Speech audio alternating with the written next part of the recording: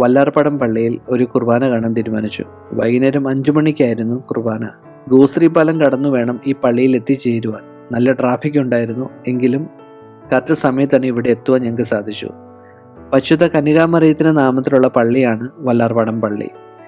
ഇവിടെ ദിവ്യബലിയിൽ സംബന്ധിച്ച് പ്രാർത്ഥിക്കുന്നവർക്ക് ക്രൈസ്തവ വിശ്വാസ പ്രകാരം പൂർണ്ണ ദണ്ഡവിമോചനം ലഭിക്കുമെന്ന് പറയപ്പെടുന്നു. പണ്ട് ഈ പള്ളിയിൽ വലിയൊരു അത്ഭുതം ഉണ്ടായിട്ടുണ്ട്. മീനാക്ഷി അമ്മ എന്ന സ്ത്രീയും മകനും മട്ടാഞ്ചേരിയുള്ള അവരുടെ കുടുംബക്ഷേത്രത്തിലേക്ക് പ്രാർത്ഥിക്കാൻ പോവുകയായിരുന്നു. ബോട്ട് ആഴക്കടലിൽ എത്തിയപ്പോൾ ശക്തമായ കാറ്റിൽ മറിഞ്ഞു. രക്ഷപ്പെടാൻ ഒരു വഴിയുമില്ലെന്ന് കണ്ട മീനാക്ഷി അമ്മ തങ്ങളെ രക്ഷിക്കാൻ വല്ലാർപാടത്തമ്മയോട് അഭ്യർത്ഥിക്കുകയും അവർ ജീവിതകാലം മുഴുവൻ അമ്മയോടെ അടിമകളായിരിക്കുമെന്ന് പ്രതിജ്ഞ ചെയ്യുകയും ചെയ്തു. ദുരന്തത്തിൽ നിന്ന് രക്ഷപ്പെട്ടവർ ഇവരെ രക്ഷിക്കുവാൻ മറ്റുള്ളവരെ അറിയിക്കുകയും രക്ഷാപ്രവർത്തനത്തിന് എത്തുകയും ചെയ്തു. മോശം കാലാവസ്ഥയിൽ അവർക്ക് അധിക നേരം തുടരാനായില്ല. 3-ാം ദിവസം അത്ഭുതകരമായി ഇവർ രക്ഷപ്പെടുകയാണ് ഉണ്ടായത്.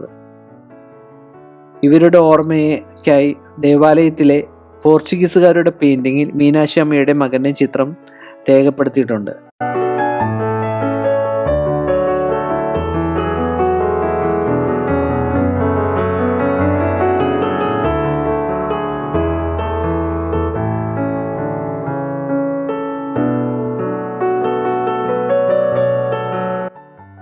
ഈ ദേവാലയത്തിലെ മറ്റൊരു പ്രശസ്തമായ നേർച്ചയാണ് ചൂല് നേർച്ച.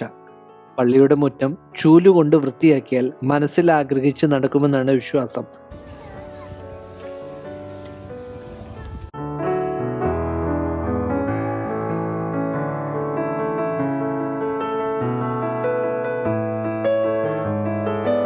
വല്ലാർപാടം പള്ളിയിലെ ബസിലിക്കയുടെ കവാടത്തിന് സമീപത്താണ് റോസറി പാർക്ക് സ്ഥിതി ചെയ്യുന്നത്.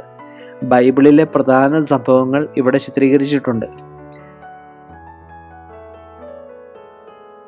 കടലിൽ പോകുന്ന മത്സ്യബന്ധന തൊഴിലാളികളെ മാതാവ് സംരക്ഷിക്കുമെന്നൊരു വിശ്വാസം തദ്ദേശവാസികളുടെ ഇടയിലുണ്ട്. പുതിയ ബോട്ടുകളും മത്സ്യബന്ധന ഉപകരണങ്ങളും വാങ്ങിയാൽ ഇവിടെ കൊണ്ടുവന്ന് ആശുപത്രിക്ക് ശേഷമേ അവർ കടലിൽ ഇറക്കാറുള്ളൂ.